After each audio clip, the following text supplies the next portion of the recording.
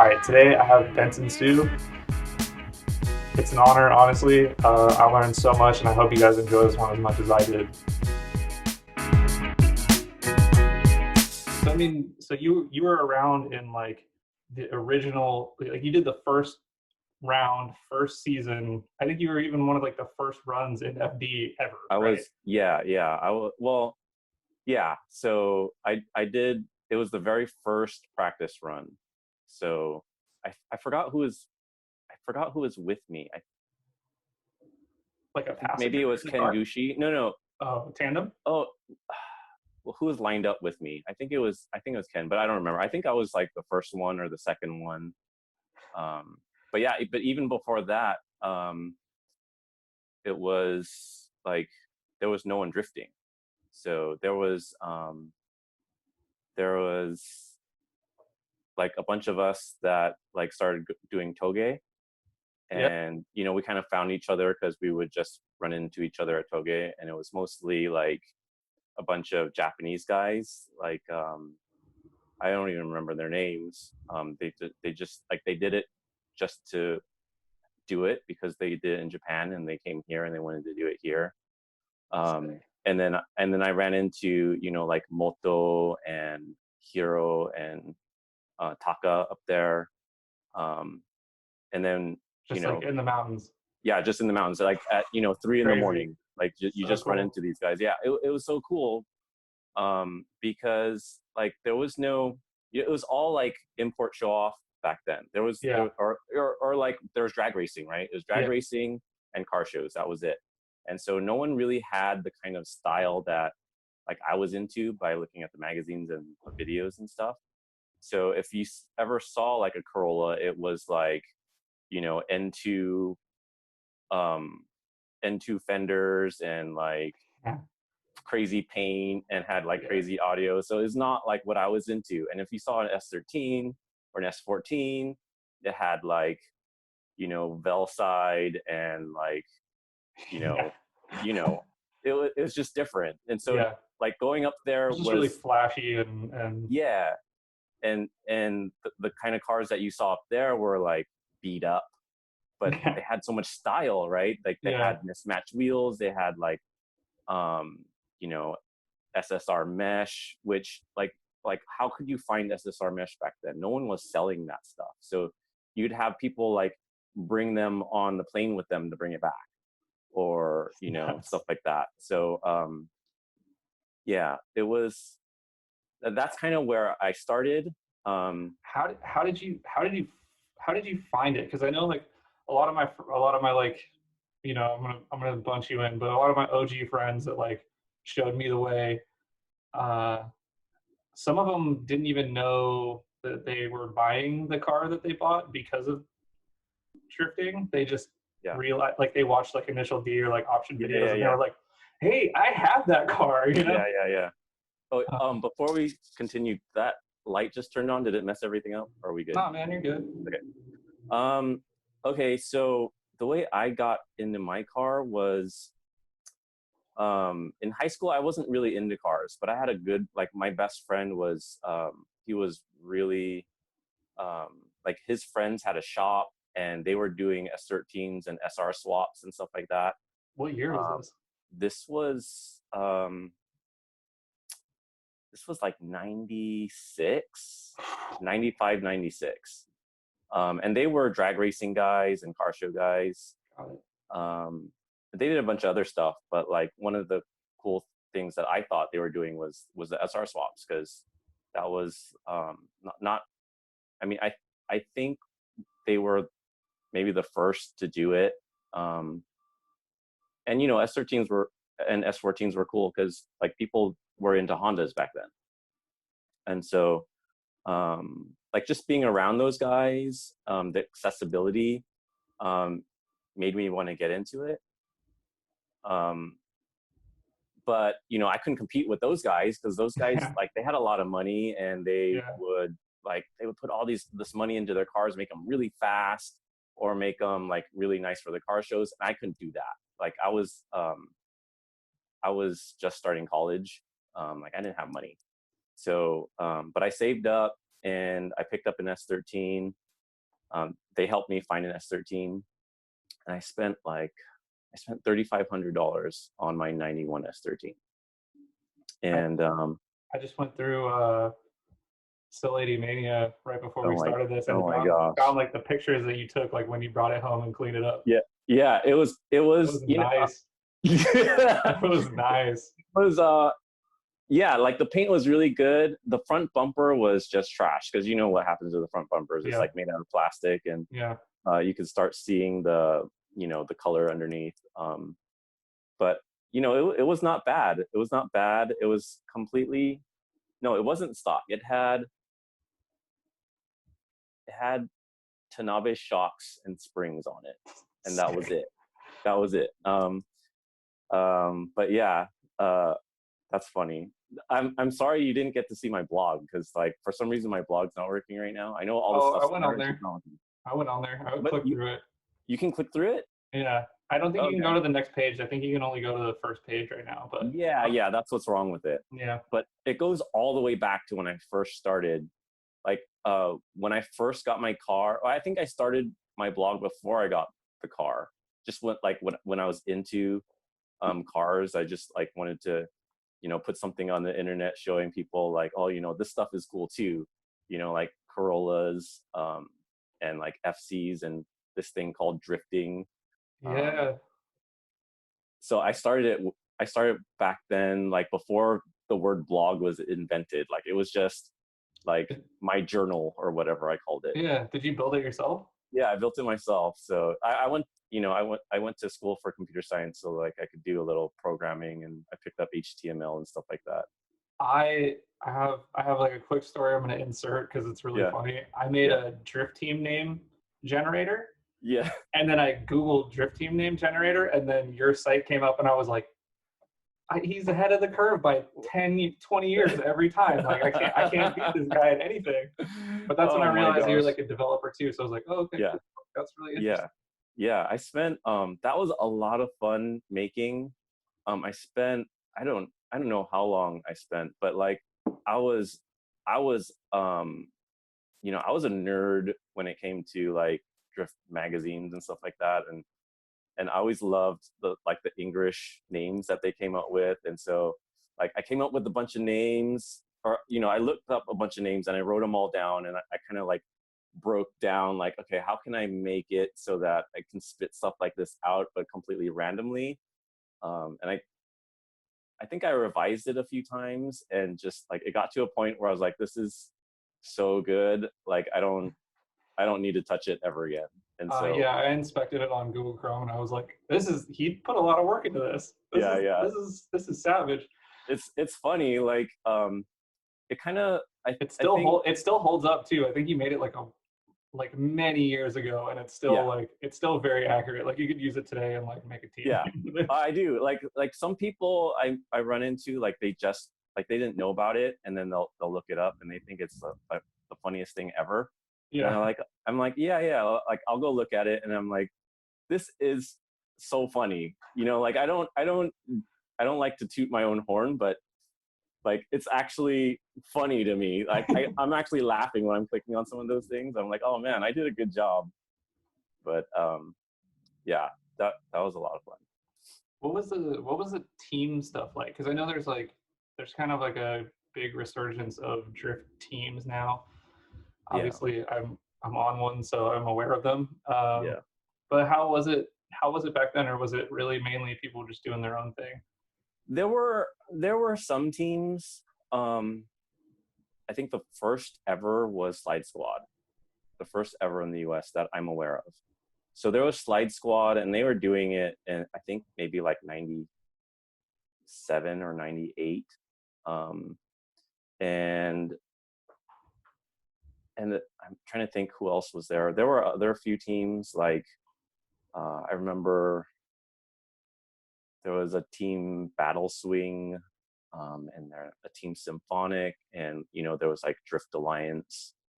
Um, but they didn't. I don't think they lasted long. I mean, Slide Squad is still around, even though they don't really drift anymore. That's cool. But like we were drifting for only like 3 years before D1 came and Formula D came, and then everyone's focus was like pro drifting, which had Yeah. nothing to do with teams. So then like that kind of that that took off really fast, right? The pro driving side of things, and people just, it became like solo drivers, and so it wasn't really the focus until recently. Until, well, I mean, what's recent? Like when did Final Bout start? Has it I been think it's like, been like 5 or 6 years now. it's crazy. Yeah. But that's kind of when I started seeing it pick back up again. Yeah. I mean, Because you needed to have a team to drive it. yeah, and And I I think, mean, they've been, in Chicago, they've had some. There were some teams I remember, like Grip Gambler, and yeah, that was Simba. yeah, I forget. There were a few out They there. had a lot. Yeah. And They've kind Risky of, Devil was around for a while. yeah, I I think remember that. they were very, like, they stuck to the, like, what they saw in option videos was drifting to them no matter Yeah, what happened. I think that's yeah, still the case. yeah. I'm so glad that the culture is like that in the Midwest, because it it like the scene out on the West Coast changed like so fast, and that stuff got forgotten. Interesting. So So like Southern California, since you were close to a lot of the, like, that was where that's kind of always been like the hub of FD. That's what people were aspiring to do. yeah. What at what point did you realize, like, hey, I'm gonna try this. Like, I wanna give this pro thing an attempt. Well, it was kind of like I kind of started from the beginning of drifting in the U.S., and I always felt like I was riding that wave. Like I just felt like I need to do it. Like I don't I felt like I could compete, and there were sponsorships out there for me to like allow me to go around the country and do it. Um, Yeah, and like I needed to like grab hold of that opportunity and just try it. yeah. I think if any of us were in that position, we'd probably give it a shot. Yeah, yeah. And like just thinking back now, I'm like, I was so naive, and there are so many things that I would do different now. Because I think I was maybe one of the only ones out there that like, I didn't build my car for Formula D. Yeah, I did the bare minimum. Like it was a street car. it was a street car. I didn't have an upgraded turbo. I didn't like I had an an SR with an intercooler, boost up, suspension and arms, and that was it. And they were like, "Oh, Damn, man. you need a roll cage, you need You're like, a this is what I racing drive to suit." work, man. What are you talking Yeah, about? yeah, yeah, yeah. So like I got a roll cage because I had to have a roll cage. I bought a racing suit because I had to have a racing suit. But like those were big expenses for me. Those were like 1,000 each, and Yeah. I was, you know, How did you get to Atlanta? so I got Formula D helped me get a sponsorship with HIN and Hot Wheels, and so they gave No me way. money. Yeah, they gave me money so that I could put the car on the transport and get it out there, pay for like plane flights and hotel. Oh, so you just Um, put it on a car hauler and like yeah, net it out yeah, there. and it So was through you didn't have Yokohama. like a truck and trailer at that point or anything, right? No, no, no. If I had to, there's no way I would have went. Like I wasn't about to drive all the way to Atlanta. So like Although, some people did. every Some drift people, event you did up until then, drove it to the track and home. yeah, yeah, Yes. yeah. People didn't track their cars really. Like there are very few people that track their cars. But yeah, like I drove it everywhere, What and a what a I was crazy jump. You're like, yeah, I just, I drive the mountains with some cool Japanese guys I met, and yeah, now I'm putting my car on a car hauler to, yeah, Atlanta, and I'm gonna go drive road Atlanta, yeah, and you're like, yeah. I'm gonna do this. Like, I think that's sick, man. It That's like, was it was really surreal, man. Just and especially thinking about it now, like I didn't have any like weird like angles like mods or anything. I just had steering rack spacers. Like it was very, very minimal. Like my car was so underpowered. It was like just not really developed for pro drifting, but I did it anyway. Like it was a really cool experience. But I was like, man, like I was so dumb to even do that. Like I always had that like underdog mentality, and like I saw like Taka and Hiro out there with their Corollas. I'm like, man, if those guys in their Corollas can compete, like I can do that too. Like, you're like, I got an SR, dude. Like I don't have a machine under my hood, but yeah, it's going down. yeah. So like I was kind of hard headed and stupid about that, but what are you gonna do? I was like, I don't know how old I was, like 23, 24, or something like that. Yeah, I can't imagine. Like, I can't imagine being part of something like so early on that it's like you just progress with it, and as it like grows that quickly, you're like, well, Yeah, I'm here, yeah. It was really crazy, and like we felt like we were, we were all doing something new, right? And I remember stories about like D1 wanted to own professional drifting in the US. They wanted to like do the first American series and be the pro series in the US, right? And then the Formula D guys were like, no, we want to do it. And like I remember they were kind of fighting for position to do that. Wow. Like, and us drivers had opinions too about like Which one? because like which one are we going to do, guys? Who are we going to support? And like which has the better understanding of American culture, who has better access to like sponsors and money. And I remember like having meetings with all drivers, and like we would argue about it, like what are we going to do? So yeah, like that stuff was it was crazy back then. That's like insane. we didn't know where it was going. If you forever decided the future of drifting in the US. I mean, I had like a small say in it. I mean, it's cool to just be in the room for that, Yeah. I mean, thinking about it now, probably not at the time. You're like, can we all just get along? Yeah. People were like really, they were really,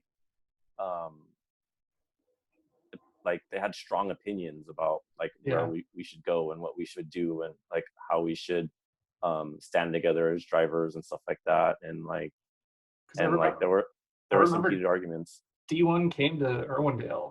I think what year was that? Like 2003. Yeah. Oh, D1 Grand Prix. That was like they had some ECA-10 events like afterwards. No. The first thing they had like an ECA-10 event in Willow Springs in 1996. They had one. Whoa. Yeah, that's insane. I didn't know that. A lot of people don't know that one. So that one was crazy because the Koki 180SX was just made, right? Yeah. And they brought one over. I think it was completely stock. They brought it over. Nomuken came. Dai Inada came. Who else? I think I forgot his name. There's another like JGTC driver that came.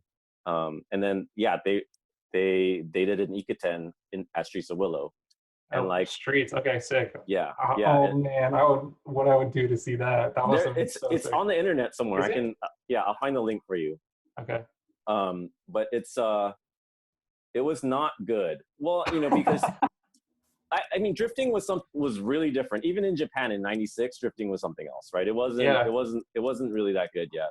But I was like super down on myself at one point, and like someone sent me, or I was like looking up old clips of drifting, and like even like the purple team, they were like far away from each other, and there's people spinning out back there, and I was feeling pretty good about myself. I was like, okay, I can do better. Like, they've been doing this for 20 years. Like, I can be on that level. Yeah. And then I realized like none of them run knuckles or anything, and like they're all probably running like like all the cars were stock. They did like, I think a lot of them were open diff. It was just it was crazy. But I think what happened was, so they came, and I thought they were expecting something more, and they felt like, oh, the Americans, they need more time, so they didn't come back for a really long time. Yeah, I mean, like, so what was did they like promote it and try and have it be like this like big demo, or was it like a comp No, or? no, it was pretty small. It was really small. Um, I think the cooler thing that came out of that trip was, Nomuken staged like a police car chase in downtown LA with that 180. And so they had some police actors, and they had him like follow him through downtown LA, and he was drifting the Koki 180SX in downtown LA.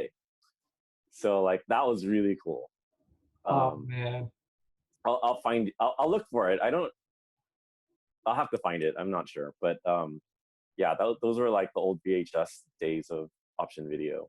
Yeah, man. Like I haven't even seen those like in a resurgence of anything. Like that's Yeah, so cool. you've seen the factory video where, option video goes and they watch the Koki 180SX being put together, right? Mhm. Yeah. I think it was in that same tape. I think it was in the same tape, but Okay.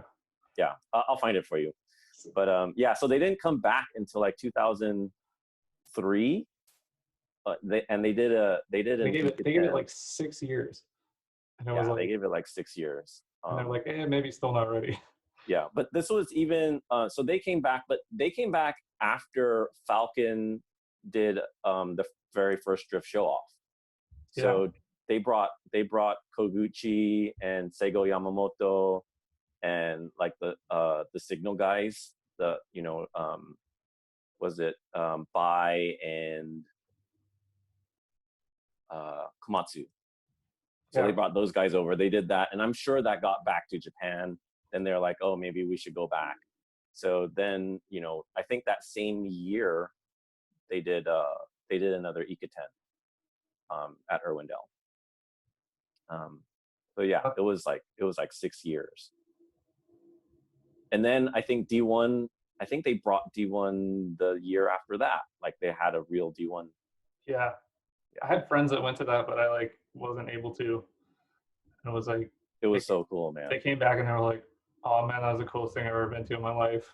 Yeah, I mean, because that was, the first time we ever saw drifting in an oval, right? Not even Japan did they do that. So Yeah. like, to like, I you used know to I used to hate on ovals until I drifted on one, and then I was like, actually, these are pretty fun, man. well, Like, I mean, I understand why you hated them, right? Because yeah, at one point, Formula D, I mean, I don't know if they still do that or not, but like all the tracks were ovals, and it's yeah. like, come on, guys, like it's the same exact course layout, and like, after seeing Japanese tracks, you're like, there's so much more to drifting than just being on an oval and getting close to walls. I would say that an oval is more fun to do than to watch.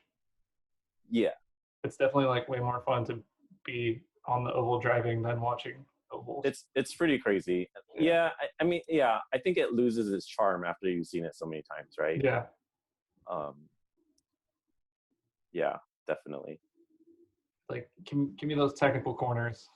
Yeah, Give me right, right. give me those like Like fast fast entry decreasing super gradient. fast. Yeah, like that. That's what Japanese style drifting is all about. Is like that first corner, right? That's like going in as fast as you can, and like managing your speed, and like not overshooting. And yeah, on an oval you don't get that. So Yeah.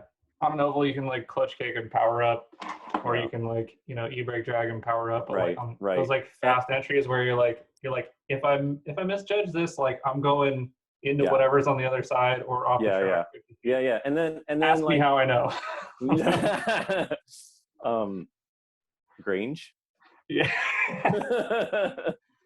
But yeah, like, and Corollas just, they have like, they're it's just not good for Corollas Yeah. either. Yeah. So I think they're not set up well for the types of cars that people enjoyed watching if they got into drifting before American drifting. yeah, yeah, it's definitely like that whole format is just made for exactly what Formula D wants. Like they want high horsepower cars. They don't want to see like the old cars or the low horsepower cars. Like Yeah, I think which is they're like it's crazy to me because it's like it seems like they really went for that push, but then like yeah, year after year you'll see like a car from 10 or 20 years ago win the championship. yeah, Right. yeah, Oh, like a S15 one or like oh yeah, like this E46 yeah, one or this and it's like yeah, yeah. an S13 one or and you're like okay like these are good platforms like this is Right. Yeah. I was just talking to Dai Yoshihara yesterday, mm, and he was he's just we were just talking really honestly about like how difficult it is to build a car, and he's like, I keep thinking about going back to an S13, and I was like, I are I there? was I was at Irwindale when he won the championship and his That was really big. yeah That I was was so cool. because I have a signed die poster from when I was like from when I went to Sonoma 2006. Yeah. It was like a rock. It was the Rockstar Energy one. Okay. Yeah. Yeah. Yeah. Yeah, and I was like, I saw him somewhere, and I was like, hey man, I still have a poster you signed for me in like 2006, and Yeah. he's like, oh, you haven't thrown it out yet. Yeah, yeah, that is really cool. But yeah, like it's such a proven chassis. I don't know why you don't see more of them. I mean, I get like there are some out there that they're looking for that manufacturer sponsor, right? Like you Yeah, want that, here's a chassis. right? You Here's a know, chassis, here's some money on top yeah, of it, a lot probably. yeah, yeah. But like if you don't have that, I'm not sure like why you would spend the money on like an FRS versus an S13, Yeah, I don't know. yeah. I'm kind of a Toyota boy at heart, and Yeah, I'm on your team on that one actually. Like yeah, yeah, I think just the newer cars. Well, I mean, maybe in some years we'll figure out what makes them tick and be able to make them just as good. yeah. Well, I mean, like there have been some really good ones, right? Like I know, like Daigo Saito had his like really locked in. Yeah, Um, I don't know if I think Ken Gushi said his was like really good, but I don't know. It just doesn't seem like there's a lot of them out there like there should. Like if there have been really good setup cars, there should be like all of them should be like easy to set up. yeah, Now that we know, but I don't know. Wait, I yeah. didn't know you're a Toyota boy. I mean, Like what kind? I put a Toyota Yeah, yeah, I know. motor in my Beamer. So honestly, I'm really like not even a BMW guy. Yeah, it was just this like weird logical decision I made off a spreadsheet and like rolled with yeah. it. You Um, made your decision on a spreadsheet. yeah, Wow, that's interesting. yeah. I was trying to like remove the emotion out of it essentially Yeah, because I make a lot of decisions based on emotion. yeah, I was like, I'm gonna try and like make this decision without emotion. yeah, And then I got it and I was like, actually this car's pretty good, man. Like I'm gonna like because if I it, bought it and it was terrible, I would have yeah, been like, all right, give me another S chassis. But yeah, yeah. It looks good. I mean, thanks, man. I remember seeing an E36 in Japan, and it was a red one, and I was drooling. I forgot when it was, and like um I saw like a little bit of drifting video of it, but just like not very much. It was like a Tokyo Autosalon car. Do you It, remember? Japan definitely really likes my car, and I think it upsets some people when they like see people that they like idolize for their cars Yeah, tell me that they want a BMW and they like my yeah, BMW. yeah, It's yeah, like I feel bad almost, but at the same time, it's like kind of heartwarming. yeah. No, I'm sure. Like I'm sure there's a lot of guys with the E36 that they got it because they for whatever reason they have an E36, but they didn't have anyone to look up to, right? Because I mean, all the ones I've seen look like garbage. Yeah, And to see like a really good looking one, like yours is the first one that I thought was really good looking before, other than the one I saw in Japan at Tokyo Auto Salon. thanks, Like man. there's just not that many. And yeah, it's awesome. I'm glad you have that. I'm glad you're driving that. I kind of wanted to build like Ryan Cotto's hatch, but I couldn't because he already did. And then I was like, well, maybe I'll try it with this car. And then I totally failed doing that, but then I kind of like did it my own way. Yeah, I no, that's mean, better. yeah, I That's better. yeah, it's definitely been an interesting ride. I mean, it's like it's one of those things where it's like it's not a car that was in initial D, and it's not a car that was in option very often. Yeah. And if it was like some, I saw there's like I think there's like one where some dude put a Jay-Z in like a 318, but like had an open diff or something, and they like tried to drift it, and it was terrible. Yeah. they're like, what is this? It's got an open diff, man. Like we're Right. supposed to drive this car fast. Like what are Right. you doing? And the guy's like, Right. I've brought dishonor to my family. Like, like, Yeah, so I don't like 318s anyway. So they like, and I think like Japan, they're really expensive. So like that's kind of like a oh, thing. So yeah, they're pretty uncommon, and I think they're really expensive. okay. It's like if you have like an M3 in Japan, like you're either like Yakuza or like Yeah. you're like a CEO and you like Right. track it, Right. and if you like, Yeah. I think that's like kind of the thing. So it's like this Yeah. weird, anyway, enough Yeah. about They're my, cool. I remember like I've always wanted one. When I was in college, one of my classmates who like they graduated a year before me, he got this really good job. I think it was at Anderson Consulting, and like he was making all this money. And the first thing he did was buy an M3, and he let me drive it, and I was like, this is the craziest car I've ever driven. It's like so nice, like it was so fast, and since then I was like, I'm gonna have one, someday. And so like I don't know, I have a connection with your car. I think it's really cool. you got to drive it, man. I know you don't want to, but you're going No, to. I'm going no, to force you I next don't time want I to see it. ruin your car. It's okay. I already do it every time I drive it. You, every event you've been to that I'm at, I like destroy something. Yeah, I had like a similar story. Like one of my friends got one when we were like 20, because his family has a little money, and he's showed up to my house with it one day, and he's like, "You want to drive it?" And same thing. I drove it, and I was like, "Oh, this car is pretty crazy." And then like Yeah. once I started seeing that you can drift them, and like front rack and all this other like kind of nice to have stuff in drifting, I was like, all right, maybe we'll give this one a shot. And like I can get doors like at any junkyard, because Oh yeah. all of them Oh are yeah. broken pretty Yeah. much. I broke my trans at Final Bout, and everyone, well, not everyone, but a lot of people were saying like, you thought about getting an E36 trans? I was like, I'd recommend it, honestly.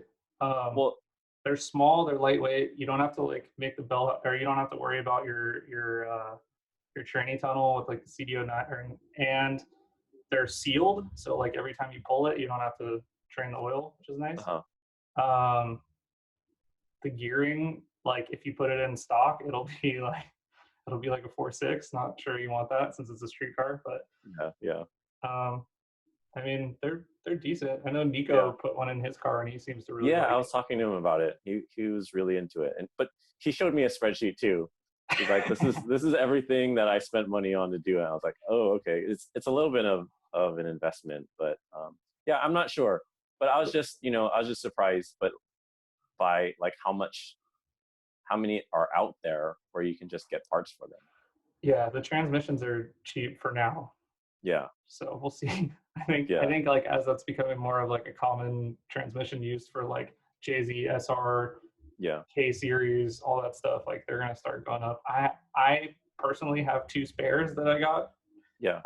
for that reason. And I like put them aside. I was like, these are gonna be expensive later. Like, Right. they're like junkyard ones. Hopefully they're good. Yeah. But yeah, man. I mean, like C32 seems good. There's these options, or you can just put another SR box in it. Yeah, I know. Like, I don't make any power. I don't have very much grip, so I don't know if I will or not. I'm thinking about it. I mean, whatever gets you back out there fastest, man. Yeah. Which like I think it would just be another SR trans. I don't know. I guess that kind of like leads me to this. I actually made a list of questions for you because you're a very important guest. Where is it?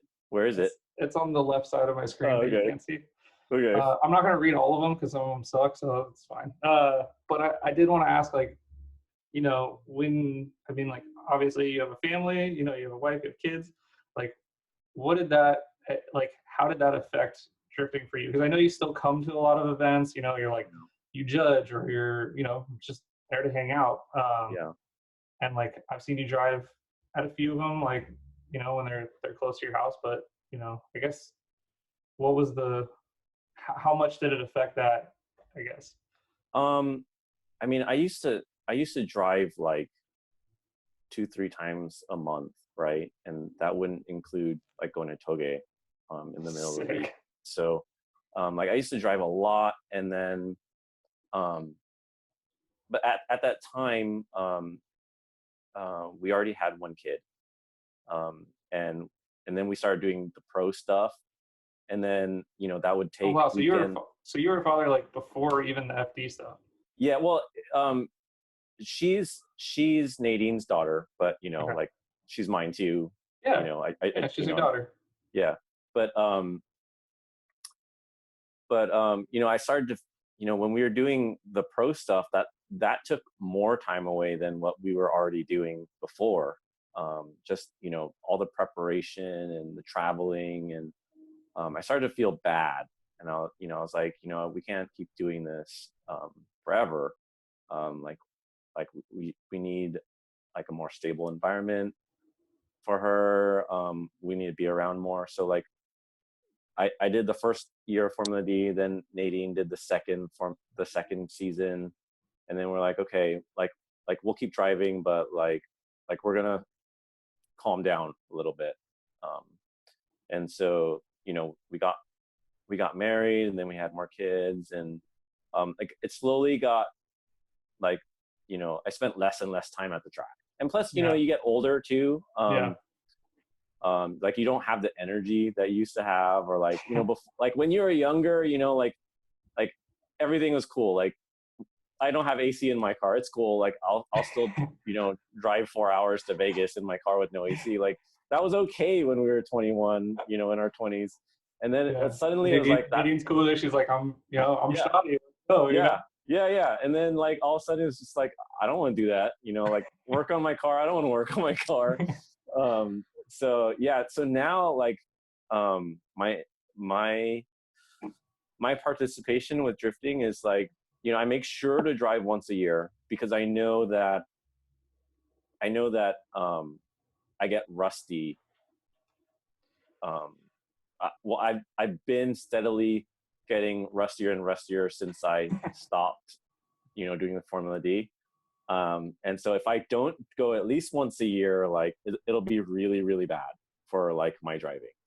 But it's even with the once a year that I drive, it's not enough, because every time I go back out there, I spend the whole day like getting used to it again. Yeah. I So feel that after like 3 months. yeah, well, I can imagine. And then so like every time I go back out there, I'm like, I'm worse than I was last time, but I just need to at least like feel like it's a little bit natural again. So, um, By the but end of the day, you're ready for next year. at the end of the day, I'm like, man, I wish I was here for another day. Yeah. Um, I think as we get older and as like you have less time, I think those 2 day events are way more important because yeah, I mean, I can't even put myself in your position. I don't have kids or anything, and I drive a fair amount. But even like, I have a hard time getting into the flow of things until like the second day sometimes, or like the end of the first day. yeah. Just like get out of your Well, head where you're like, trying to think about what you need to do next and like get right. back into that muscle memory rhythm. But then like I know that I also used to spend a lot of time just obsessing about drifting. So even when I wasn't driving, I was thinking about it, I was watching it, like I was reading about it. But like these days, with work and 4 kids, that doesn't happen anymore. No, And like you don't have I time to think noticed, about anything.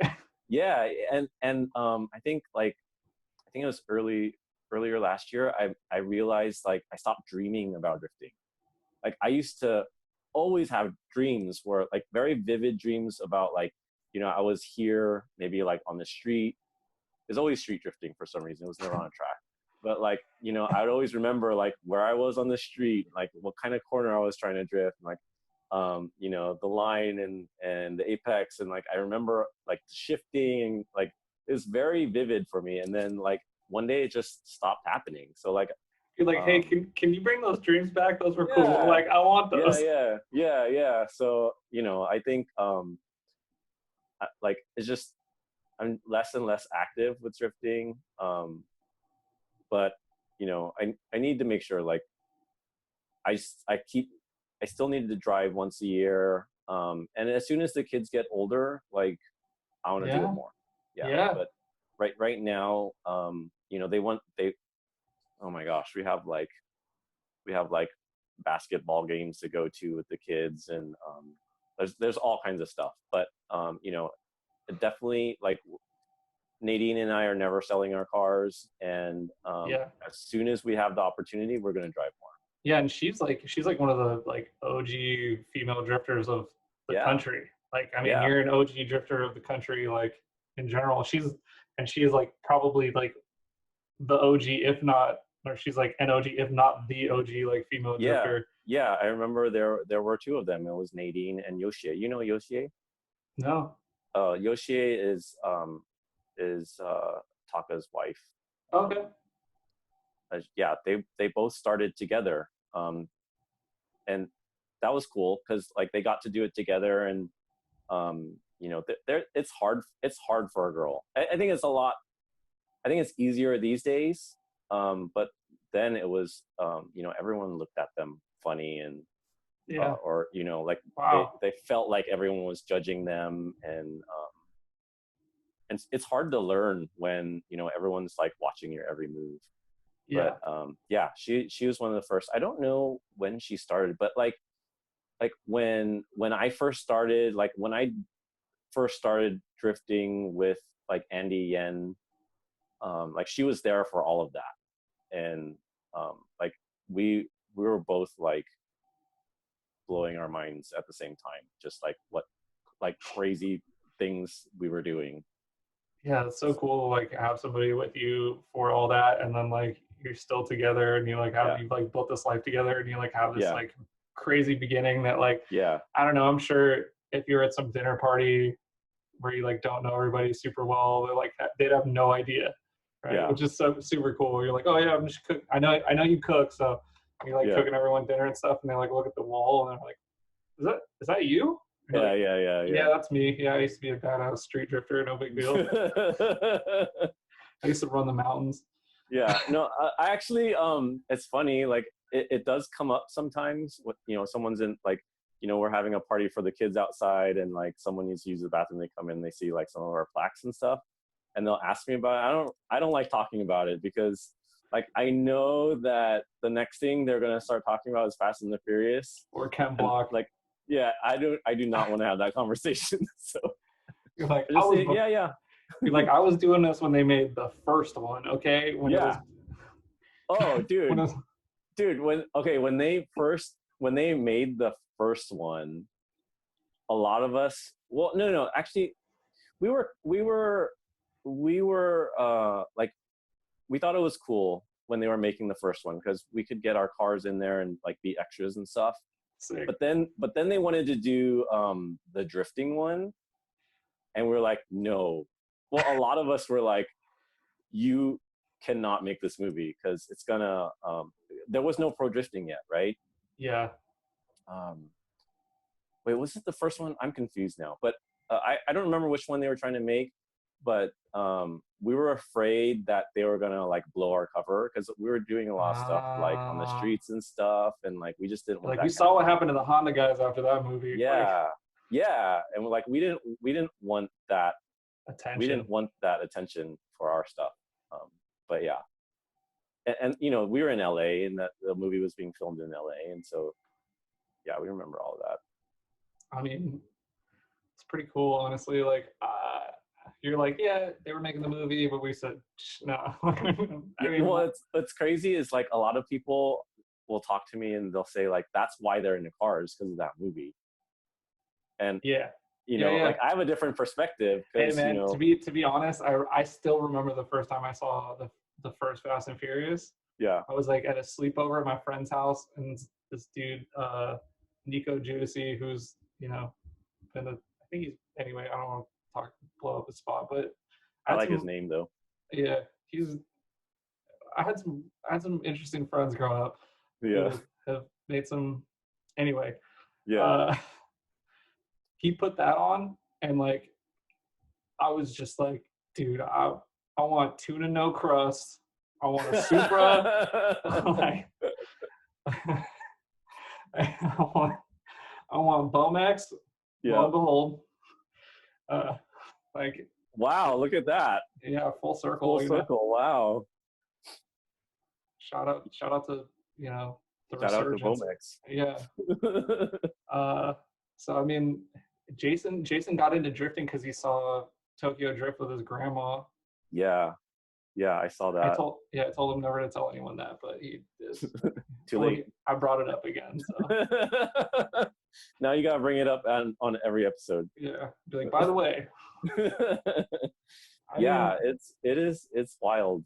You know, like just like from my perspective, I was like this is just making a mockery of everything, Yeah, and because you were in it. It was like real life to you. Like this is it, yeah, and then they're gonna you know make it you know cinematic and all this like yeah, additional drama. You're like, no, we just literally go to the mountains and run. And like you know, I'm not trying to win over a girl from the Yakuza right, boss's son. right, right, You know, like right, right, it's not that serious. Like, yeah, but yeah, I mean, that's kind of the thing. Like when you get into something early, you're like, man, I really don't want this to change because it's like perfect the way it is. yeah, yeah, yeah, and I mean, when you bring that up, it reminds me of there was an John Wong from Super Street. He wanted to do an article on drifting, and a lot of the guys in the drifting community, which you know it was really small, were like, no, like you know you're gonna blow up our spot, because he also went to one of our spots to take pictures and stuff, Mm, and a lot of people were like, you're gonna ruin drifting, and because we didn't yeah, because have, back then it was a committee of like 30 people or something. yeah, and we didn't have tracks that let us drift, Yeah, I so didn't think it about was, that. yeah, it So it was, was like to get cool parts, you had to like know somebody or like literally go to Japan yourself and you know yeah, hug there your were set there of were wheels on the way back. there were a few guys that would bring stuff in, like I'm sure you've heard of J-Spec Sam. Hmm. He would bring stuff in. There were some wheel places that would bring stuff in, um, but yeah, there was not a lot. But like back then, I think like pre 2002, like you just had to know a Japanese guy that would carry it for you on the plane. Yeah, like throw a bucket seat in your seat on the plane, sit on it, and Yeah, like yeah, yeah, you know yeah, hug an exhaust. yeah, yeah. So like, Like this you is my know, muffler. I knew a guy with a GP Sports Aero on his S14. I'm like, how did you get that? He's like, I brought it. Like he brought the bumpers with him on the plane. Like I don't know how he did it, but that's what he told me. He's like, Cut it into I brought pieces and put it in a box or it. something like Yeah, crazy, man. yeah, I don't know. But like that was like legendary back then. Now it's you know, Yeah, yeah. See, I think that's definitely I think that's where like the younger generation kind of like misses like doesn't understand like the early generations like uh I guess like desire for like certain parts or like certain style aspects. It's like no, like you don't understand like what we had to go through to get these parts like back yeah, then. It's like yeah, now you can just pick whatever off the shelf and it's yeah, you know whatever. It's like the like level, I guess the like ease of entry into drifting and like building a cool car was like crazy high, and now it's like you know you just got to spend a little bit of money and there's all these like avenues to do XYZ. And right. I But think but I I see. It's what's crazy is I see like the younger generation of guys, like they're spending a lot of money. Like yeah we didn't do that. So like seeing, I'm like, I don't know where all these young kids are getting all their money from, but they're spending a lot. I'm like, wow, this is crazy. yeah I don't think they gave kids credit cards back in the 90s. Maybe they Is do. that what it Yeah. is? Is it all on I, credit cards? I don't know. I don't even know. I don't know, man. More and more I'm seeing companies offer like, oh yeah, and we do like 0% interest over like this many. You know, it's like Yeah. you can get these used imported wheels. I think Yeah. like VR even offers it, which is, I mean, it's awesome. Like if you like really want a set of wheels and you know you can't afford them, Right. do it, but don't miss one of those payments. Like, Yeah. please, this is a PSA. Don't miss one of those Yeah. Yeah. payments. They will Yeah. get you. Those Yeah. 0% interest loans are gnarly, man. Read Yep. the fine print. I Right. have made that mistake. Right. I was a Right. Best Buy employee and had a Best Buy credit card and got Oh destroyed by snap. one of those. Oh Yeah. my gosh. Yeah. You got some discounts then, right? Yeah. And I put it on my 0% card. I paid Yeah. too early once and they like hit me with all the interest at 30% What? for the whole thing. Yeah. And I was like, I work here. Like Yeah, I that's sell these crazy. credit cards. And Oh they were my like, gosh. yeah, too bad. Sorry. Dude. I was like, you won't work there in 6 months. Don't worry about Oh my gosh. it. Yeah. I mean, so like, what is, I guess, I feel like sometimes there's some like negativity from like what drifting has become, but like, what do you see that you really appreciate that's changed from the time that you got into drifting to now? um I mean, you definitely see like you see the new avenue that grassroots drifting is giving to people now, Yeah. which like before it was like, you know, everyone's goal to be pro, right? And so now that you have grassroots being cool again, where people strive to be really good grassroots drivers, like that didn't exist before. So that's really cool to see.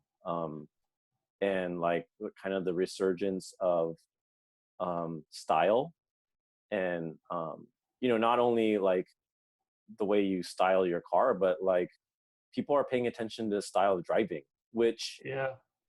um I would say like we didn't even have that when I first started. Like So there were a few people. it was all car style. It's like, how is your car styled and can you drift? It was, I mean, it was so early that it was just like, If you can drift, you're sick. if you can drive, yeah, right. If you can You're like, drift, like oh, dude, he that's it. linked Like, those corners, bro. oh, dude, What? it like the linking corners. I remember like before people were linking corners, when someone would link a corner, the reaction you would get was like, it was mind blowing. Just, you know, how impressed people were. Um, it, yeah, it's that's not going to happen anymore. But you know, back then, like I have some video. One of my friends was videoing, and I linked a corner, and you can hear people in the background like they're like, "Oh," and Losing it's their so minds. stupid, right? Yeah, I mean, I just linked a corner. I mean, you know, it was an accomplishment back then, but like, yeah, Yeah. you won't get that anymore.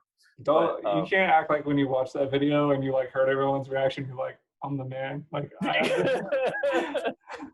there's um, there's definitely like a clip of me doing something back in the day and I play it and there's people like, oh, and I'm like, dude, I'm sick. And then but I watched it recently and I was like, dude, like that's like a average run nowadays. Like, yeah, and yeah, yeah, that was like what, like 2012 or 2013. So like I can only imagine like, yeah, yeah. it's Um, progressed for sure. yeah, it's still progressing. Like this is the like we're seeing the most talent in grassroots events that I think I've ever seen. So like that's awesome to me. I think it's because professional drifting is so unaccessible at this point It really is. that it's, you know, you're either very well off or you've proven yourself in another country Yeah. or you know that's it. That's the only way in. Like, I mean, I have a friend who is fairly well off. Like he, you know, does his he comes from a fortunate situation and it's like it still wasn't enough. Like he did fairly well in Pro 2 and he's like, I can't do Pro 1. Like this is impossible for me. You Yeah. know, it's like he's like, I'm gonna be homeless. Like, Right. you know, Right. like Yeah. I mean, you need like 150 grand just to build a car, yeah. And then you right? need, you know, I remember when Kato was doing it, he was saying it was like he was paying out of pocket some like, you know, even like I think he said it costs like 100K. It was like it went from like 25K to do a season to like 100K to do a season within like 2 years. Yeah, I remember that. And I think that's like around the time that he started to like kind of like, you know, do the Homer Simpson into the bushes and Yeah. start to drive with us like a bit more. And it was like kind of like, I don't know. I would like to try with him again soon. I don't know if he probably won't watch this, but hey, Ryan. What's up, Ryan?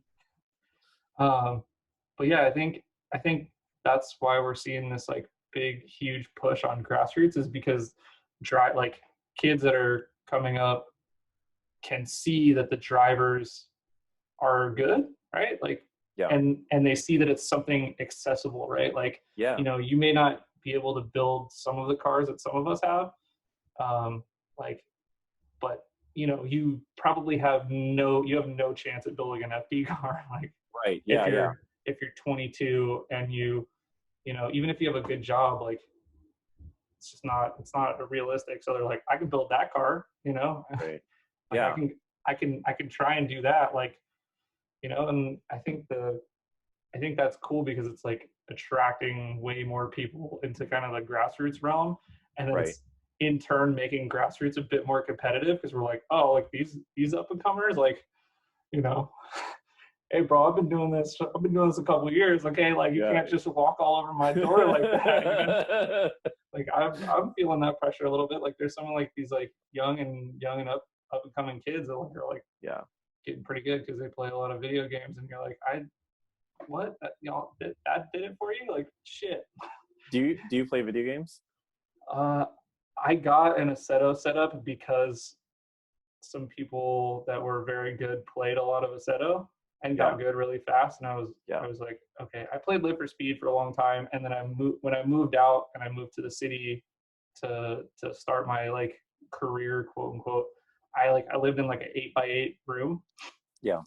So I had to sell my like Logitech wheel and stuff, and sold like everything I had pretty much to like set up my little setup. And I didn't get back into it until like, I don't know, like a couple years ago, but it does help. And I mean, hey man, if it's, I would say it does. do you play? I don't. I don't have a steering wheel. I don't have somewhere in my house to put like a whole rig. Yeah. You can get like, I don't know. I'll talk to you about it after this, but there's ways to make it work. And if I will start a GoFundMe, dude, to get you on there with us. Oh my gosh. Yeah, like I will start an OnlyFans for you. Oh my gosh, that's funny. But yeah, like I agree. I think just even if it's not improving your technique, it's just it's the focus, it's the amount of time you're spending thinking about it. Definitely. I didn't start enjoying it until until I started playing online with like friends and stuff. And you get on Discord, which is like an audio chat application. You probably know what that is. And you know, you like throw your headphones on and you're like, all right, dude, you know, like I got you on this one, and like you're kind of like involved and like engaged in it.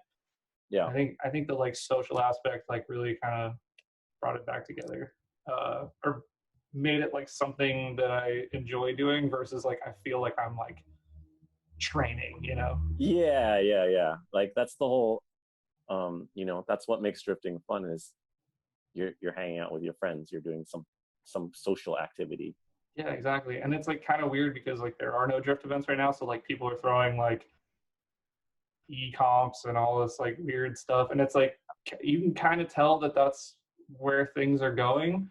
But I would say like if that's all you do, like definitely like do actual drifting because it's different. And it's very like the adrenaline is very much worth it. I would say that, I don't know, it's worth ruining your life for a couple of years to do. Yeah, for sure. All us impulsive types that are just like, I'll try it, you know. Yeah. I think it's like this weird club of people who are just, you know, like I've met so many people over the years who want to get into drifting, right? And then they have the car and they're almost there, and it's like they don't take the leap, Oh, you're like really? just do it. Like They're gonna I'm like, spend all that money and just not it's like like you got yourself what's an S chassis, like yeah. just put the diff in it, just put the welded diff. You're like, Okay. oh, but isn't Yeah. that dangerous? And you're like, I don't want to say no, because Yeah. but if you do it, you won't regret it, right? Yeah. Like, or Yeah. maybe you will, but at least you tried. Right. I think that's Right. I think that's important, because like you never know, you may be awesome at it, and it's like Yeah. your calling. Yeah. I thought that was the case for me, but Come on. You're good. I do okay. I think you inspired a lot of confidence in me after you judged a round of Super D, and Hmm. you had some nice words. I was like, okay, I'm glad. I'm glad. yeah, You deserve it. I wasn't trying to like just make you feel good. Um, I yeah. think I think you're a good driver, and you should keep pushing. Thanks, man. It was Yeah. really, I think the thing that really like made so much sense to me was when you broke down that when you were doing FD or you doing comps, like there was a lot of you had like a lot of nerves, and it was definitely something you had to like work through, and even towards the end, like it was still the case, like every battle, that made me feel so much more comfortable with it. And Yeah. I think, I don't know, there's not like a lot of comps, but even just like at a grassroots event, if some pro driver pulls up next to you, or some like really good grassroots Yeah. driver pulls up next to you, you still feel that pressure, right? For sure. For sure. And I think it's cool to like let people know that, like, hey man, that's not That's weird. normal. Yeah. Yeah. Yeah. For sure. Maybe your teammates are like they're a little too confident for you to be around. Like you need to be around like some normal folk that get nervous. Yeah, Julian doesn't get nervous, man. Like Yeah. I don't think I've ever met anybody who doesn't get nervous like Julian doesn't get nervous. But like I think that's just like drifting is him. Like he is drifting, and like For he's there. sure. Like he's I've never met anybody like that before in my life. And so yeah, I'm like, hey man, what'd you do here? Like on the trail, like why do you like how do you do this? And he's like, oh no, I just went fast. I'm like, all Are right, you like, serious? yeah, he like doesn't. I think he like knows what he's doing, but he like doesn't. He can't like Hmm. he can't break it down in a way that I can understand it. Yeah. Yeah. Yeah. It's pretty cool. And like I don't know, when we go to Japan, I can't be like, hey, talk to me, like how do you like enter here? Like what is Right. like or like hey Naoki, Right. you're just Right. like Right. Right. Daijobu, like like you're like oh, okay, Yeah. fuck. So I mean, yeah, it's tough, and that's kind of one of the reasons I wanted to do this, is to help people who don't necessarily have that avenue. Like there used to be Yeah. forums, right? Like you would go on the forums and people would talk about like car setup or this and that. It's like now it's like Facebook, but everyone's like mean to each other. Well, everybody's mean to each other on forums too. Oh, Like, people are really mean on forums. yeah, I didn't know forums are not a thing anymore. I mean, they are like people still go on Zilvia, but I would say that like there's probably not a lot of newcomers. Yeah. Like if you're 16 and you get a 350Z, like Right. you're probably not going to go be like, oh, I finally got a Z or an S chassis. Like Yeah. I'm joining Zilvia. I'm going to look through the sacred texts of Yeah. car setup. Right. Right. Right. I don't know. I'm just, So yeah, so where do people find information from? Just like what, YouTube? word of Or mouth, or yeah, that's like wild. YouTubers, or like, like, I mean, I think there's a lot of Facebook groups and stuff, which are Yeah. kind of like taken over. Right. But there's like a lot of weird, Yeah, that's like the new forum now, huh? Facebook yeah, groups. there's like kind of like a lot of weird misinformation, or people like spreading like kind of, I mean, I guess that kind of happened on forums too. So it's all the same stuff. You guys are going through it. Yeah. Like, I don't know. I think it's kind of interesting to see where things go with this like next generation, and like what they want out of drifting, and what they're kind of Right. going to make it or make of it. Yeah. Yeah. Like I never would have thought we would be here where, like people are giving a nod to like the old styles, like what was popular when I was first starting. And so like I never imagined that would happen, 20 years later. Yeah, So as heavily as it is now. yeah. So to see where it'll be in the future will be really interesting. Yeah, I'm kind of curious who that next wave of like, you know, idolized drivers will Yeah, be. yeah. Well, Maybe it won't. Maybe it won't change. It's like it's always going to be like there's always going to be Michael Jordan. yeah. Like can't. Yeah. But But what I like mean, who's I'm who's I'm really who's going to be happy, Kobe and who's going to be like right? I mean, R.I.P. I'm really happy with the people that are inspirational right now, like to see like people like Animal Style and what they're doing to inspire people, but also like what they're doing to help people too, to like um, to bring up or to improve the culture and to help it progress. Like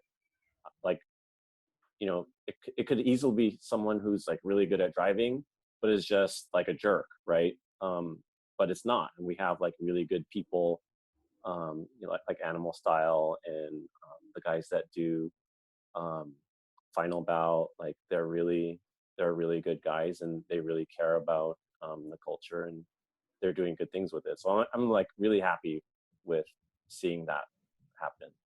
I think it's been so with Final Bout there was like this big resurgence of like car styling and teams, and like there's a big push for like kind of like Japanese style driving.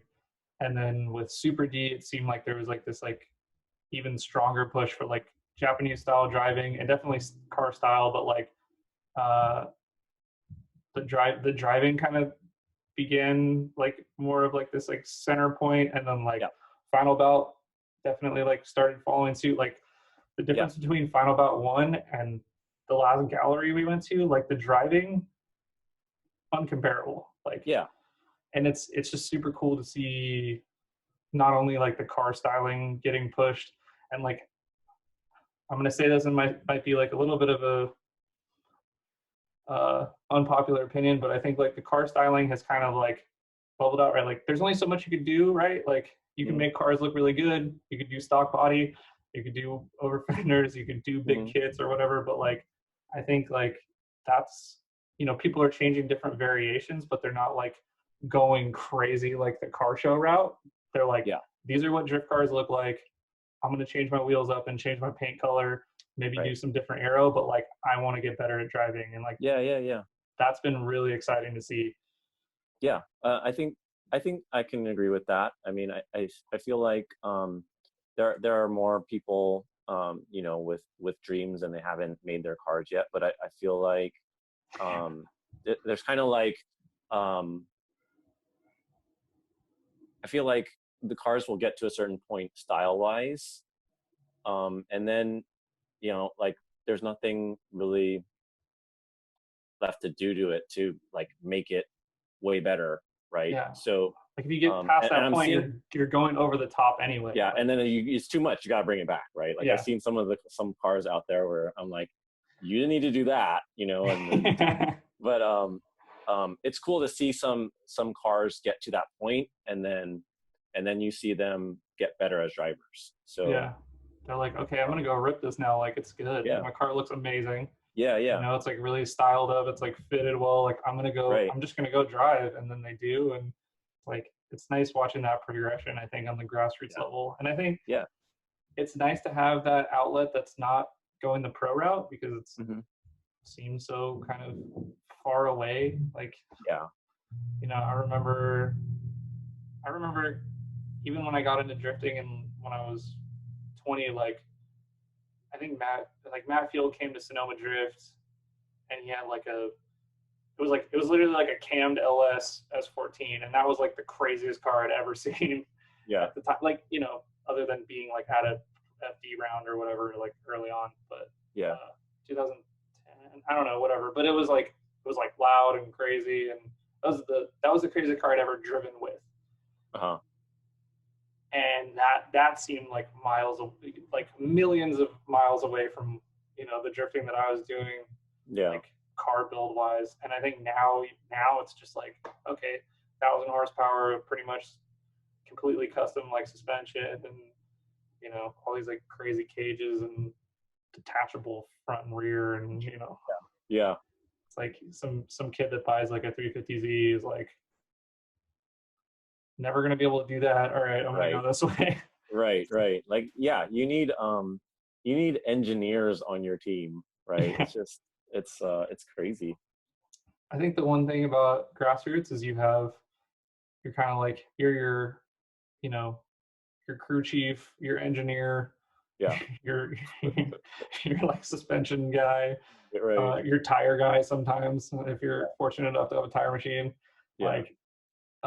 like all you're everything. So it's I think there's like some respect that gets built with that also, as far as like the grassroots realm, which is kind of cool. Like I don't know, Yeah. I'm interested to see where this kind of resurgence of like grassroots goes. Right. Um, It'd be interesting if, because I always feel like we're always following in Japan's footsteps. yeah, And I remember when, you know, pro driving started here, like that was always the dream, to be better than those guys and stop following them, but be better than them. But grassroots is still, chasing I was, that. yeah, I think we're still chasing that. It'd be cool if like we all became amazing drivers. Like there are so many amazing drivers, you can't count them all, right? On a grassroots level. Like it'd be really cool if we got to that point. So, Yeah, maybe one day we'll see that, but we'll wait and see. yeah, it's definitely eye opening when you go to Japan and you go sit on the wall at Meihan and you're like, oh, everyone here is good.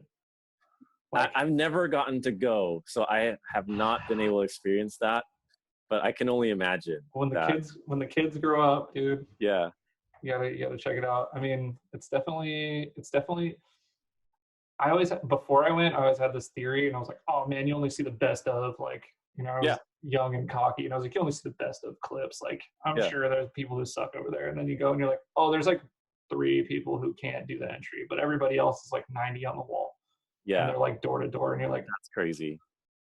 oh, I, Yeah. I it's like, okay, Yeah. On a grassroots level, we have like maybe like a small handful that can do that, right? In the whole country. yeah. My girlfriend was there that trip, and she was like, they're going really fast. She's like, this is really entertaining. Yeah. And I was like, yeah, I know. And she's like, you should figure out how to do that. And I was like, yeah. By the way, I'm selling my GS 300 when we get back. I'm buying a Yeah. truck, and like Yeah. I'm getting serious. So like, Yeah. it's like my life just changed. But yeah, I think. Did you do that? Yeah, yeah. I was like, I've been living a lie. I thought I was good. I thought I was really good, and then I went. And I I was like, mean, it's good to be humbled, right? It gives you yeah. something to strive for. I've learned that every time I get humbled in my life, it ends up being really helpful. Yeah, for sure. I mean, I don't know if you could if everyone agrees on that, but I think it's important, definitely. Yeah. I mean, yeah, I can't wait to see where things go. I think that there's like a big kind of demand for it's like exciting to see more drivers get involved in the grassroots level. Like I feel like every event, it's like there's more people who are there that like want to drive Mm-hmm. than are there just to spectate. I think Right. that's exciting. Yeah. So as it grows, I'm sure drifting will get even weirder. But Yeah. Well, and like I feel like the more we learn, the easier it will be to get into things. Like all the new products people are making these days to that's make your life crazy. easier, like that, like they weren't around when I was first driving. So it'd be so much nicer to like have that knowledge and having the products and stuff like that. Yeah, I mean, like, how did you know what alignment specs worked? Like, how did you know what parts to It get was when? crazy. Like I had like the first D1 yearbook, and it would have like everyone's cars in there, and it had their alignment specs. And What? seeing how different, wildly different everyone's alignment specs were, I was like, dude, does alignments even matter? You know, like it was crazy how different they were. Honestly, man, I feel like that's still the case in drifting. Like, It might be. I can tell you for a fact that Julian has not aligned that Sylvia since it showed up to Yeah, his yeah, yeah. place, and Yeah, Jason hasn't put his car on a rack in like 4 years, and he literally like buckled the whole front right. right. Yeah, I mean, Julian was helping me set up my car before final bout, and he was telling me, you know, like I've never aligned my car. I'm like, well, I don't know. I don't know. Maybe because I'm old school, but I'm like, I have to align my car. I don't know. Yeah, man. I mean, I would like to at some Yeah. point. I haven't, and But you haven't done it either. no, I can't even tell you what my caster is Yeah. because I changed my front suspension quite a few times. Right. Dude, I don't know. I'm sure. I feel like I probably will this year just to see where it's at. Yeah. Well, I mean, my car was so bad before final bout, so that like I definitely needed to align it just to eliminate something It from does. like It does make a big difference. Like yeah, when you spend the time, and I'll align the car with like toe plates and like measure stuff with like, and I'll yeah, like kind of do it myself, but I haven't put it on a rack in a long time. right, right. I should specify that. Like when we say we don't align our cars, it's Oh, okay. we With strings, you still do it, and yeah, you measure just everything toe out. plates. It's just Yeah, not with lasers, right? Is that what it is? it's toe plates and eyeballs pretty much. Okay. Yeah, Yeah, it's I mean it's close then. I mean your alignments are maybe not yeah. exact, but My tie they rod don't. threads are the same length. That's all I know. Yeah. And throw the toe plates on. Yeah, that's bad. Yeah. Yeah. I mean, I mean, I was I was really happy with those knuckles that I got from Julian. Like the heat maker knuckles. yeah, Yeah. they're amazing, and like you don't like that. Julian's always like preaching to me like you know, it doesn't need to be um overdone. Like your suspension setup can be really simple, and like all I did was throw on the knuckles, and then you know I got some wheel spacers, aligned it the way he told me to, and like my car hasn't driven this well, and I can't even remember. Yeah. So That's awesome. yeah, it was He really happy. actually he learned that the hard way when we went to Mahon. Ryan kind of knew, I think, like coming into it. He like he didn't he raised before they shipped the cars to Japan. Ryan actually raised his car, took the drop knuckles off, and put on B knuckle. Yeah, Um, and Julian did a bunch of like he had like custom fab subframe, all yeah, these like custom like arms were all done, rear drop knuckles, yeah, rear uh, subframe was tilted forward, all this stuff to like build grip. yeah, I mean, the car looked amazing after Taka and yeah. It did. Michael did their graphics. I was like, oh my god, that's the Yeah, sickest thing. But yeah, he said it was like impossible to drive there because the rumble strips are like, and everyone's like, oh, why are the cars super high there? It's like, excuse me, the berms are literally like this tall, yeah, So yeah. And they um, go up them. They don't avoid them. yeah. So if you're Yeah, chasing somebody, you're going over it. Like you get yeah, airborne. So like yeah. Ryan's car was like pretty high at that event, and like Hmm. he was able to jump the rumble strips and stuff, but like Julian and Jason couldn't because Yeah, you're gonna smash the front bumpers and all that. So yeah, like that's really what changed all that. It wasn't like they went there and they're like, oh, these cars look cooler or whatever. It was like it was born from like function. Like they like had to right, do it. right. And so Julian drove like a really simple car that was stock bushings and just wheel spacers and knuckles, and he was like, dude, this is the best car I've ever driven. And he like hated his car that whole event. Yeah, So like qualified and threw a 90 on the wall like during qualifying, and everyone's like, this guy's never been here before. And yeah. I was like like Bai was like, he's a natural. And I've never seen Julian like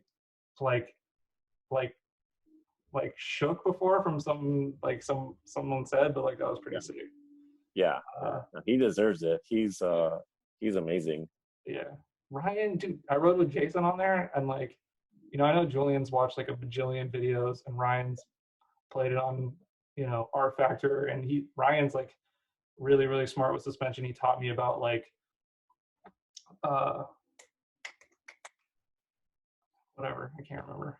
It'll come to me, but he's taught me like a bunch about suspension, and they both drove like insane. Ryan and Jason both had like engine issues during qualifying, but like they were both driving like insane there. It was like the coolest thing I've ever seen, was to see my friends like in this environment that they like idolized for so long. Yeah.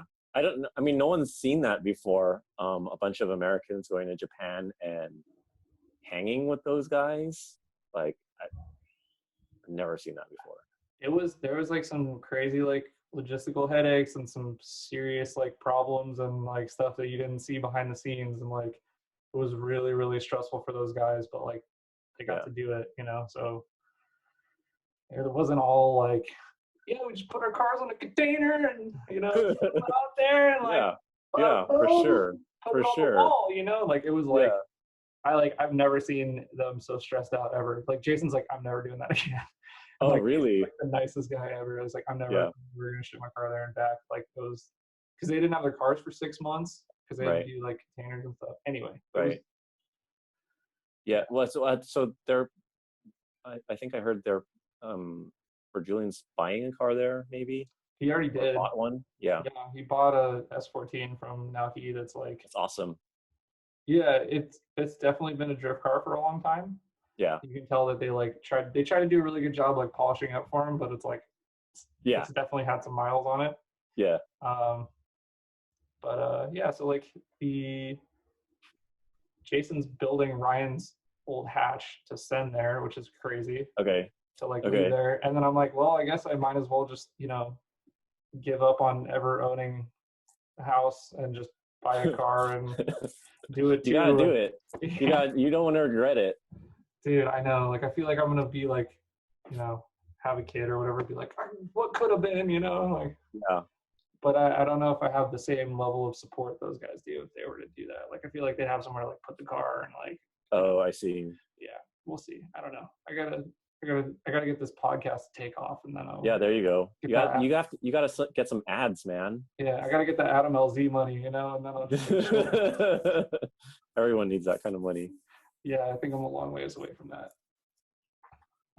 Well, shout out to, Pata. Let's get some man, money. let's get some sponsorships going, or at least send me some gear, dude. Yeah. I'll come to Amsterdam and hang. Like, let's go.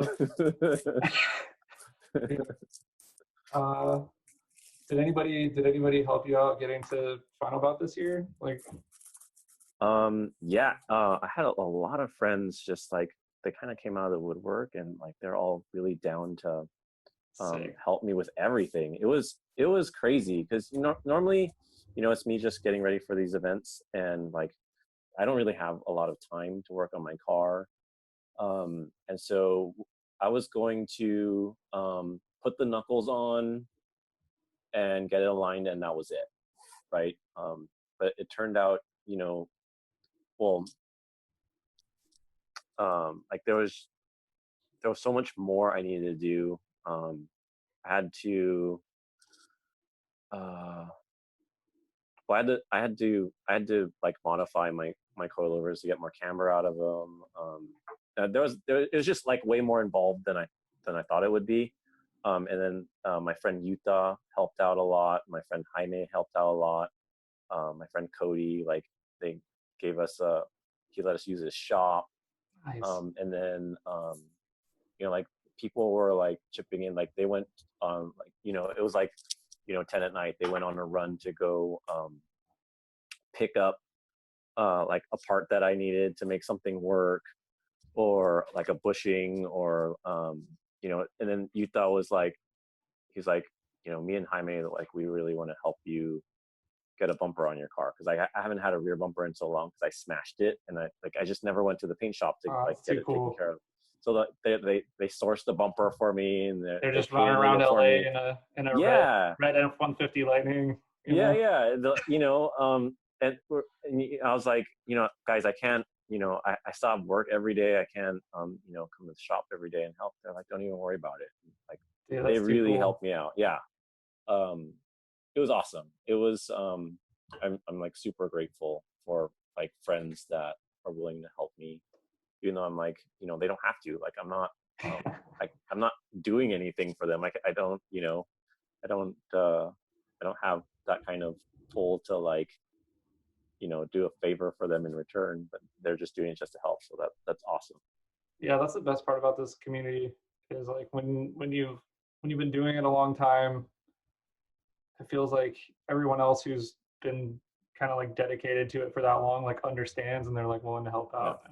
I think that's Yeah. kind of one of the things that's really helpful with the team stuff, and I think people are starting to learn that the team thing's important. It's like everybody Yeah. has their like role or their Right. skill, or like you can come together and it's not just like one person out there trying to like do everything themselves because Right. it's hard, man. Yeah. Yeah. And it's cool. Like, that spirit was around when we were doing a lot of driving in the beginning, like Yeah, when it was really grassroots and, no one knew what they were doing. So like when someone figured something out, like we all would share and help each other. And like that is, like that kind of went away for a while. I thought like, um, when grassroots was then like, it was like grassroots was just like a stepping stone to get to like pro-am or something, and like I felt yeah, like that kind of spirit went away. yeah. But to see it back, like that's really cool. Yeah, I kind of learned that. Like, shout out to my friends Andrew and Victor. I worked with Andrew at Best Buy, and then Victor was like his super close friend. He had a really nice sill lady with the uh, like, wow, all right, the arrow bumper and bricks, Yeah. and I was like, Yeah. oh, like it was painted. It was like super Yeah. nice Yeah. on Phenorks, of course. Yeah. Uh, and like they like kind of taught me like, okay, like these are the things you do, like this is Yeah.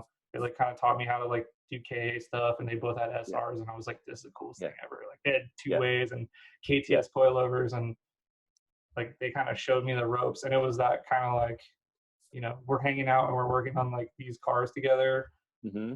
and it got me to my first like event, and they had never gone to an event because they were only like mountain only, because that Yeah. was that was it back then. Like Yeah. you go like one drift event every once in a while because they had one every like 6 months maybe. Right. Right. Yeah. I remember when, like, I forgot what happened in NorCal, but like they shut down all the events. So it was like nowhere to drive if you wanted to drive up there.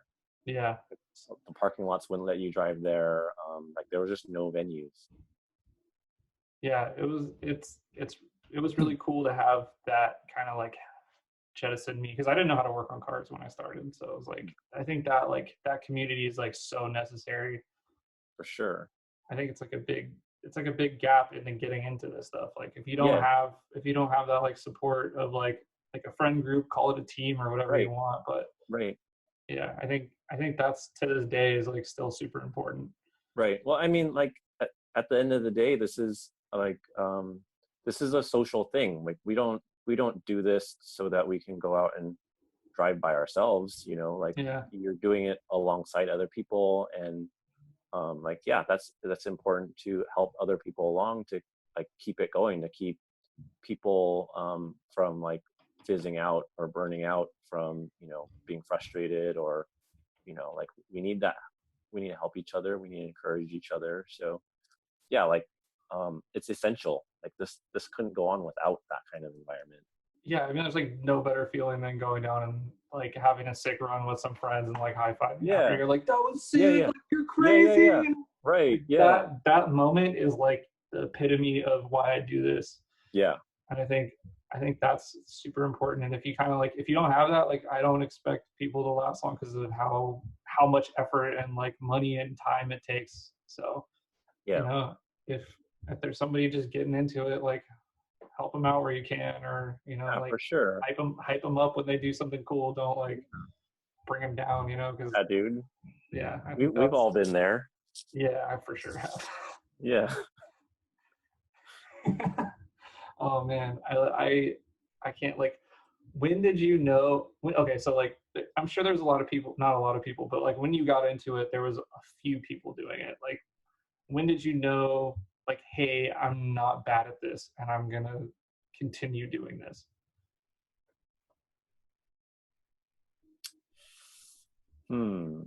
I think, I mean, I don't, I don't think I kept doing it because I thought I was not bad at it, because I always thought I was bad at it. Um, but it was always like the challenge. Like I like the challenge. I like the way it made me feel, right? Because of the adrenaline rush, and like the fact that I was doing something that people couldn't comprehend, Yeah. or like, you know, I'm a pretty mellow guy. I'm a pretty mellow and humble guy. So like, I wouldn't go around telling someone what I just did, like 30 minutes ago in the mountain. But like the feeling that I did something really cool that you would have no idea what I just did. Like you like I could explain it to you, but like you wouldn't understand. Like that feeling, it was a rush to me. So maybe it was like my alter ego or some like repressed thing that I'm expressing by doing this, but like that's what did it for me. Yeah, that's cool. That's a Yeah. way better answer than I could have said. Just be like, man, it just felt sick and I wanted to do it more. Like Yeah. yeah, see, like I think that's what's so interesting is everybody's like first kind of like initial hit of like, I did it. Yeah. Oh man, this is my life now. Like I don't want to Yeah. do anything else. Yeah. I think it's like kind of that, like, I don't know, but I want to call it like, I would call it a brotherhood, but like there's girls that do it too. So like that kind of like that Yeah. circle that are like the first time they did it, they're like, this is my life. Right. You Do know? you remember? Do you remember the very first time you were in a car that was drifting? I remember the first time I drifted a car, which was like open diff in the rain. I remember the first time I rode in a drift car that was tandeming. Uh, That was it. That was it. Because I had done, open drift stuff or open diff stuff. I didn't really know what the cars were. I didn't know how to work on them. I oh, didn't really like get hooked until the first time I rode passenger, follow like having someone tandem, and I was right. like sitting shotgun, and we weren't even that close, but I was just like, I didn't even know that was possible. Like I didn't know you could do that with cars. Like I have to learn how to do this. Like I have to be Yeah. able to do that. So your first time was by yourself. You were in your own car. Yeah. Okay. I did a season of karting when I was like 13. My dad was trying to like win custody of me from my mom, Uh-huh. and he like had this like crazy scheme where he like started a go-karting company and got like investors, and Right. like I got to drive like a season of things, and it ended in this like fiery like situation, which Yeah. whatever. Yeah. But I got to do that season, and during that I like would always try and slide the cart, and they would like yell at me that I'm like wasting tires and stuff. So like I knew the feeling because their carts are Right. rear wheel drive and they have like a rear brake, so you can like stab the brake and like floor it, and they'd be like, Yeah. because Yeah. Yeah. Yeah. they're like little kid carts. They weren't that fast, but Right. Right. I knew that I wanted to do that, but I never. And I had friends that showed me like option videos, and one of them bought a 240, Okay. and I was kind of always like almost there. And then the first time I got to do donuts in a like two-way KTS coilover, so it was my coworker Andrew. That was it. I was like, okay, this is sick. And me and my ex-girlfriend at the time bought this S13 together Yeah. because we were both going to learn how to drift. And then I Yeah. just went like full OCD psycho, like trying to build it and sell everything I had to like Yeah. Yeah. Yeah. put suspension on it and like put a diff in it and stuff. Right. And then I like I was too scared, honestly. Like I was too scared to go do an event or go do anything. Um, like I like did it and I was just like right on the edge. Like I was like, I have this stuff. Like, do I put the diff in?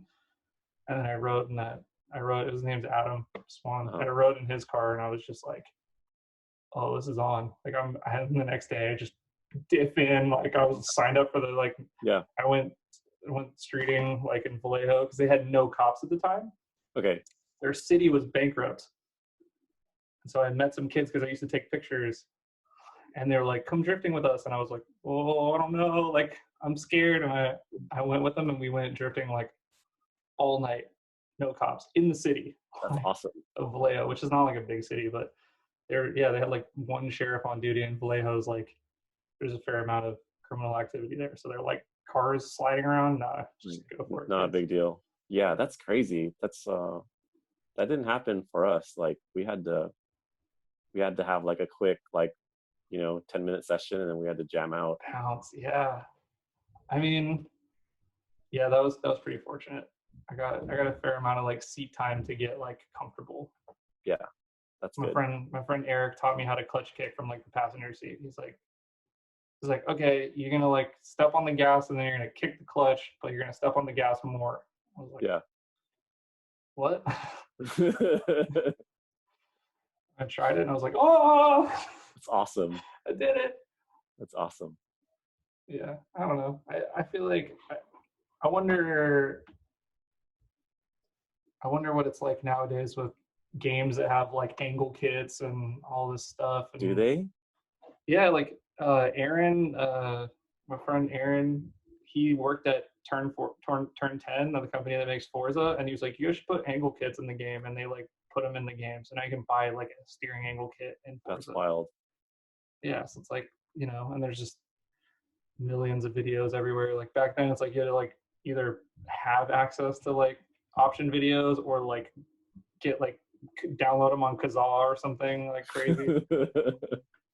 And in your day, like there was nothing, man. It's like you had to get the VHS tapes. Yeah, you had to go. Well, there weren't that many places with VHS tapes, so you'd have to go, and then like, whatever was there. And it was funny. I think they were all bootleg.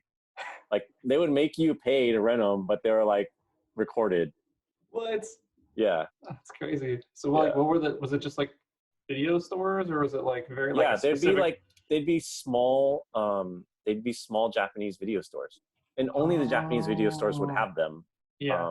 And obviously they weren't translated at the time. Like they were not translated at all. So like if you're fortunate enough to have a Japanese friend who can explain to you like what is Nomuken doing here when he's trying to teach us how to drift, or like what are they doing to the suspension, oh, that's cool. Yeah. That's crazy. I can't imagine trying to like decipher this like foreign language, like very hard to do thing. Yeah.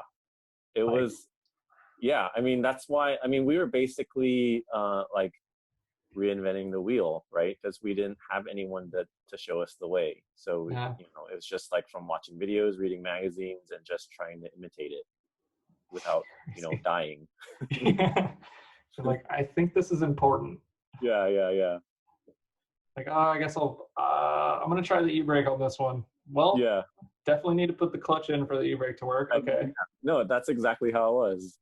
Like, how many RPMs do I need to be at? I don't know. Let's just find out, Did you do much time like KA drifting, or did you go like straight to SR? I did. When I first got my car, like that's all I had the KA, and all I would do was try and like slide everywhere, and like I would spin out everywhere. So like I wouldn't consider it drifting then, but I definitely did a lot of trying in my KA. Yeah. And the SR kind of happened. I think when I had my S13, like I always wanted the SR. Yeah. So I don't think I didn't do it because of drifting. I just like I wanted it. All my friends with S chassis had them. Yeah.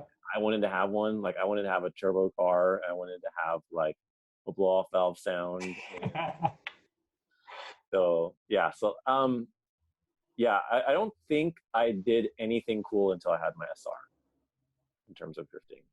What did you do, VLSD, or did you go to way? No, I had I got a cause like really early. Nice. I got it. I think I got my cause 2-way and my SR in the same year.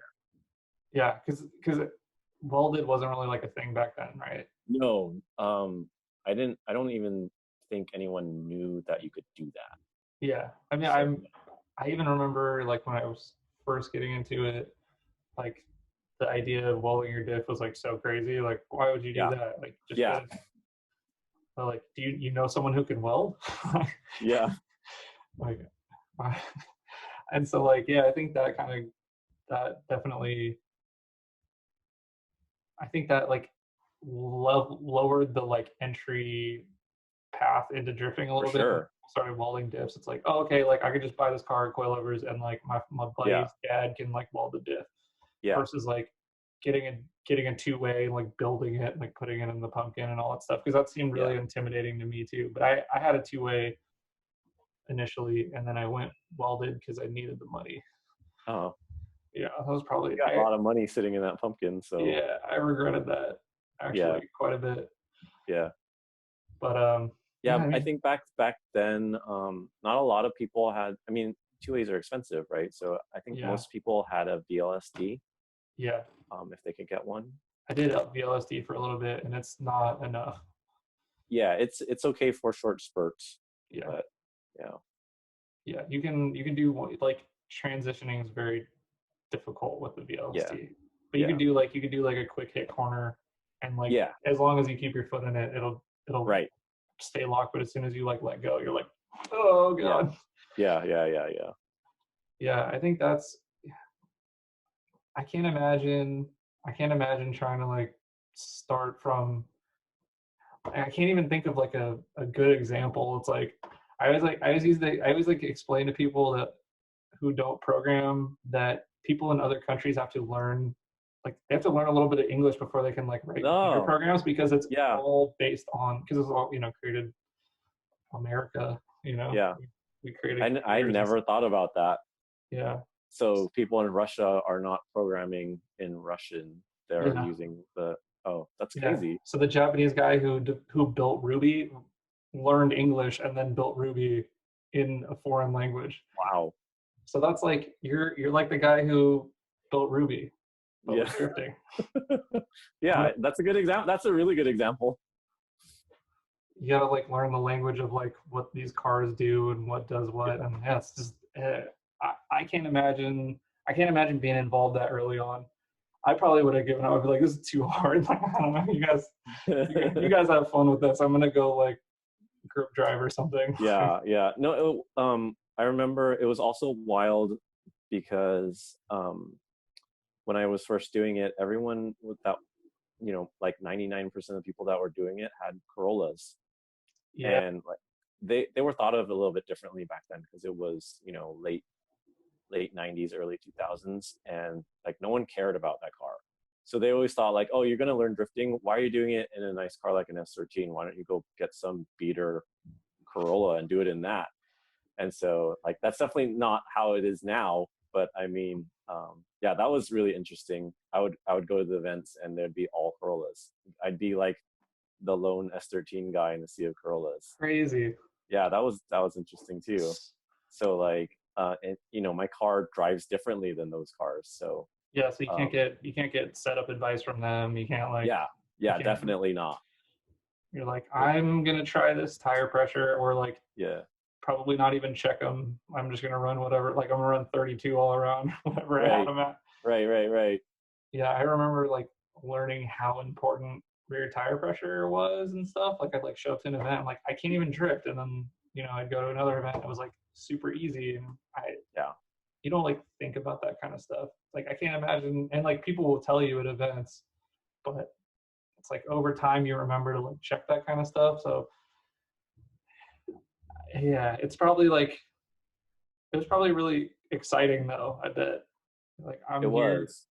with this car that people don't know how to drift, and I got an Yeah, yeah, SR. And I'm gonna like yeah. It was totally cool because I mean it was literally underground what we were doing. So like that was really exciting. Just the fact that we were doing this. Well, it was illegal, obviously, right? So um, yeah, it I was know, really cool.